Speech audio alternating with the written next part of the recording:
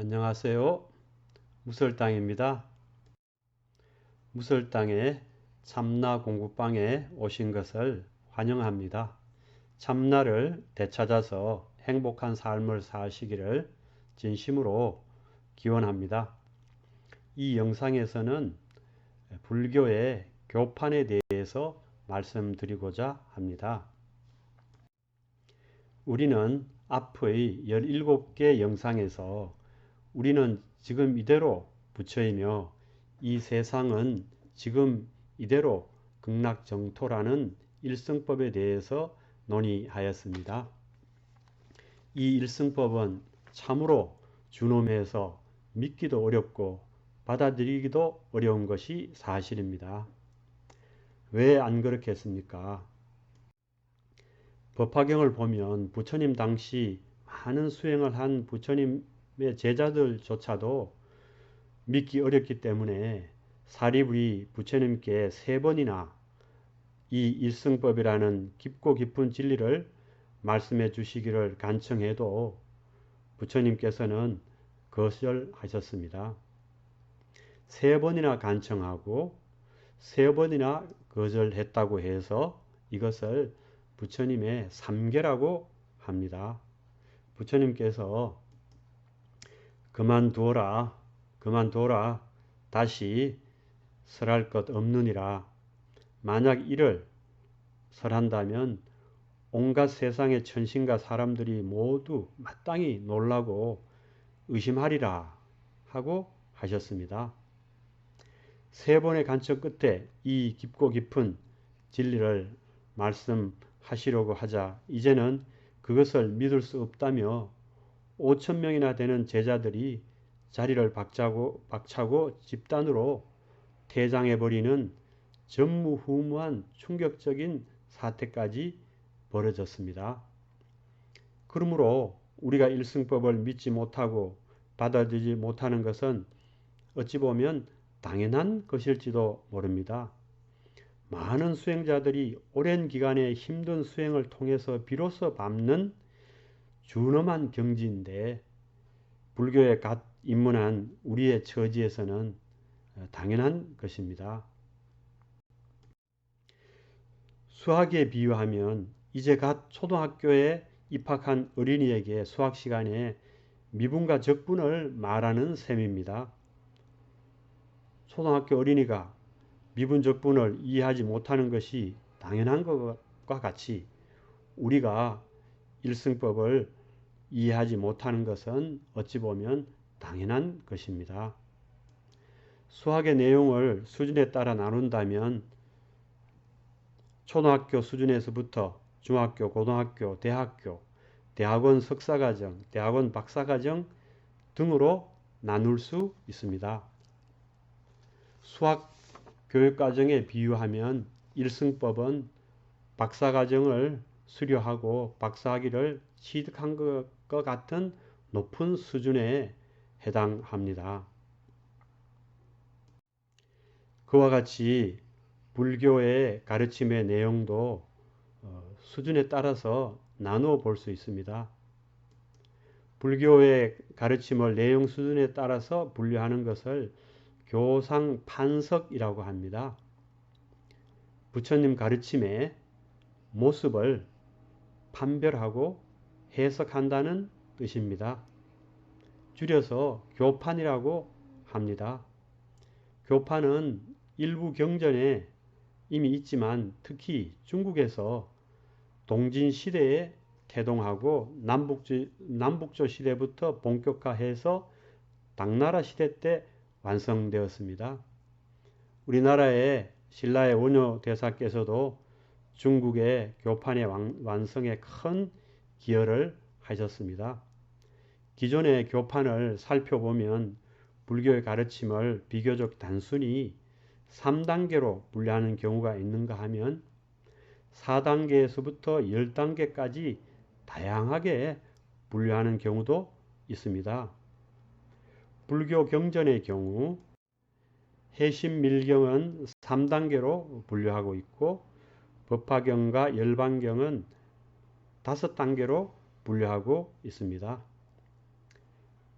교파는 불교의 가르침을 단계적으로 이해하는 데 매우 유용합니다. 그래서 저 무설당은 기존의 교판들을 참고하여 불교의 가르침을 8단계로 재분류해서 불교 이해에 활용하고 있습니다. 저 무설당의 8단계 교판에 이해할 때 일승법은 7단계에 해당하는 아주 높은 경지입니다. 부처님의 가르침인 경전을 내용 수준에 따라서 분류해보면 가장 낮은 단계에 해당하는 경전이 제위 8위경입니다. 그 다음에 암경, 반야경, 해심밀경, 능가경, 유마경, 법화경, 열반경, 하엄경의 순으로 이렇게 단계를 분류할 수가 있습니다. 하지만 불교 각 경전은 수학 교육과정처럼 내용 수준별로 엄격하게 구성되어 있는 것은 아닙니다.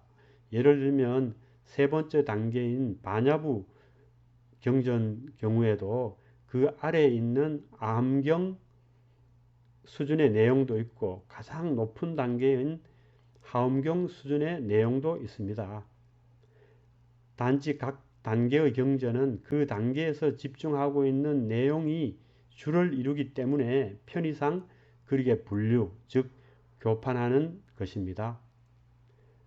반야부 경전에 여러 단계의 내용이 있지만 주로 공에 대한 내용이 주를 이루고 있고 공사상을 부처님 가르침의 전체에서 보면 세 번째 단계 정도에 해당하기 때문에 그렇게 교판하는 것입니다.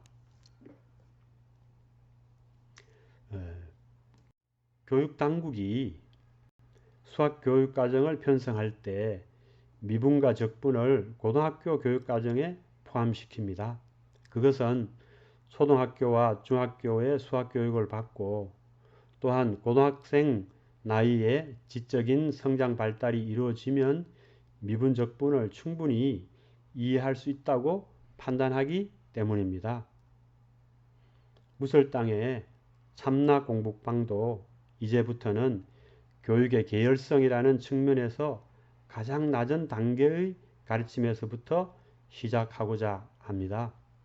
낮은 단계의 가르침에서부터 차근차근 밟아 올라간다면 초등학생들이 중학생이 되어 미분적분을 거뜬히 이해하듯이 우리도 일승법을 거뜬히 이해하고 믿고 받아들여서 우리 삶에 실현할 수 있을 것입니다. 지금까지는 여러분을 만난 기쁜 마음에서 불교에 꽂히며 불교의 최고봉인 일승법을 먼저 말씀드린 것입니다. 우리의 최종 목적지를 먼저 말씀드린 것입니다. 우리는 무설당의 참나 공부방을 통해 그 준엄한 최고봉에 기필코 도달해야 하겠습니다.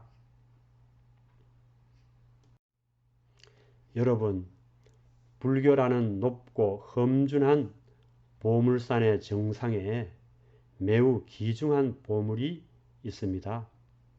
높고 험준한 불교라는 보물산을 포기하지 않고 끝내 올라가면 그 귀중한 보물을 얻을 수 있습니다. 그 보물의 이름은 일승법입니다. 그 보물을 얻는 순간 자신이 곧 부처요. 이 세상이 곧 극락정토라는 진리에 눈뜨게 됩니다. 이 진리에 눈뜨면 부처로서 극락정토에서 극락삶을 누리게 됩니다. 일승법이라는 진리에 눈뜨는 것이 곧 도를 깨닫는 것입니다. 이 진리에 눈뜬 자가 곧 깨달은 자입니다. 그러면 누가 깨달은 자이겠습니까? 바로 여러분과 저 무설당입니다. 우리는 이미 깨달음의 자리에 있습니다. 이미 부처로서 극락정토에서 극락삶을 누리고 있습니다. 단지 그것을 모를 뿐입니다. 마치 늑대 소녀가 자신은 이미 인간이라는 것을 모를 뿐이듯이 말입니다. 우리가 꿈속에서 생로병사와 온갖 고초를 겪을 때 꿈속에서 그것이 실제인 줄 착각하지만 실제 그런 일은 없습니다. 그런 일 없이 우리는 편안히 침대에 누워서 자고 있습니다. 꿈을 끊으라고 침대에 편안히 누워 자고 있다는 것을 모를 뿐인 것과 같습니다.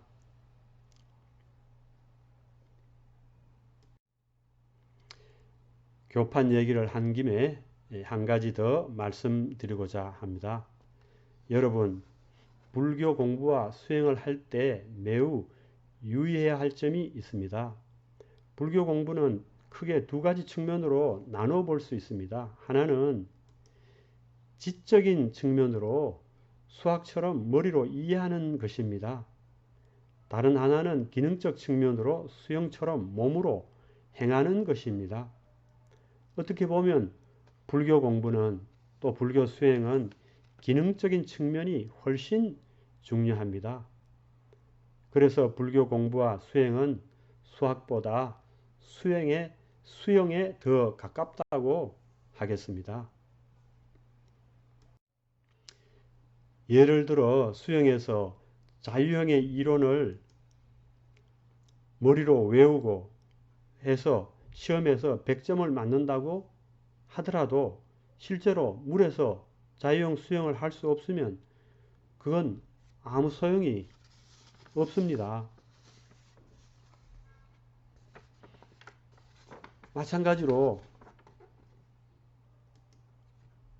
불교 경전에서 가장 아래 단계의 경전이 제위 8위경인데 이 경전의 핵심은 5개와 10선, 즉 5가지 계율과 10가지 착한 일입니다. 5개와 10선을 머리로 이해하고 외우는 데는 10분이면 족합니다. 하지만 5개 10선을 머리로 이해하고 달달 외우기만 하면 뭐합니까? 실제로 수영하듯이 그것이 삶에서 실현되지 않으면 그게 무슨 소용이 있겠습니까? 전 세계의 수많은 재수들이 5개 10선을 몰라서 감옥에 갇혀 있겠습니까? 머리로 알기만 하고 몸으로 행하지 않으니까 감옥에 갇혀서 그 고통을 받고 있는 것입니다. 실제로 수영을 할 수 있어야 자신의 생명을 지킬 수 있고 수영으로 인생을 즐길 수 있듯이 불교도 그 가르침이 자기 삶에서 몸으로 실현되어야 괴로움에서 벗어날 수 있고 행복을 얻을 수 있으며 인생을 즐길 수 있습니다.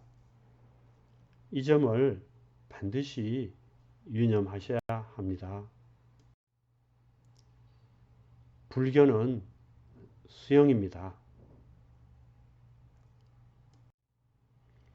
경청해 주셔서 감사합니다.